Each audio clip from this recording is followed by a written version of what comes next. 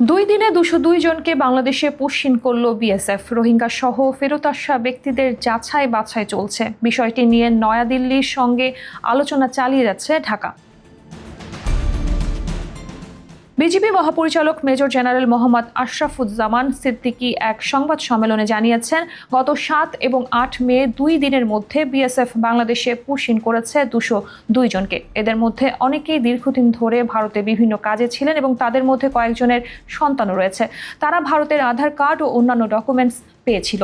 BSF তাদের এসব document রেখে দিয়ে সীমান্তে পুশিন করেছে। এ প্রসঙ্গে মেজর জেনারেল সিদ্দিকী আরও জানান, আমাদের উপদেষ্টার নেতৃত্বে মন্ত্রণালয়ে একটি বৈঠক অনুষ্ঠিত হয় এবং পুলিশের মাধ্যমে এসব ব্যক্তিদের ভেরিফিকেশন করা হয়। যাদের বাংলাদেশি হিসেবে চিহ্নিত করা হয়েছে তাদের প্রশাসনের মাধ্যমে নিজ নিজ এলাকায় ফিরিয়ে দেওয়া হচ্ছে।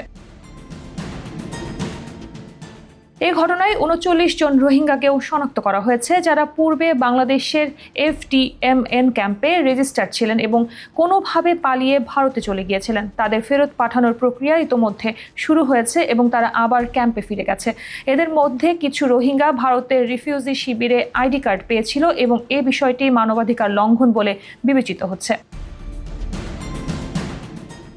বিজিবি মহাপরিচালকের ভাষ্যে এই বিষয়টি বাংলাদেশের UNHCR ও পররাষ্ট্র মন্ত্রণালয়ের মাধ্যমে ভারতের পররাষ্ট্র মন্ত্রণালয়ের কাছে জানানো হবে। বিএসএফ এখনও এই বিষয়টি স্বীকার করতে চায় না এবং দাবি করছে যে এরা নিজেরাই ভারতে গিয়েছিল এবং আবার নিজেরাই দেশে ফিরেছে। তবে এই দাবি বাংলাদেশের পক্ষে মেনে নেওয়া হচ্ছে না। তিনি বলেন, আমরা ফ্ল্যাগ মিটিং করে প্রতিবাদ জানিয়েছি এবং পররাষ্ট্র মন্ত্রণালয়ের মাধ্যমে ভারতীয় কর্তৃপক্ষের সঙ্গে যোগাযোগ করার চেষ্টা করছি। তিনি আরও জানান, খাগড়াছড়ি এলাকার সীমান্তে প্রায় 200 থেকে 300 জন নাগরিক বিএসএফ পুশিন করার চেষ্টা করছে। তবে বিজিবি এবং কোস্ট গার্ডের সজাগ দৃষ্টি ও কঠোর পেট্রোলিং এর কারণে তারা সাফল্য পাননি। তবে গত 2 দিনে সুন্দরবন এলাকার মান্দারবাড়িয়া চর দিয়ে 78 জনকে একটি ভারতীয় জাহাজে করে পাঠানো হয়েছিল, যাদের কোস্ট গার্ড উদ্ধার করে তাদের নিজ এলাকায় পাঠানোর প্রক্রিয়া শুরু করেছে।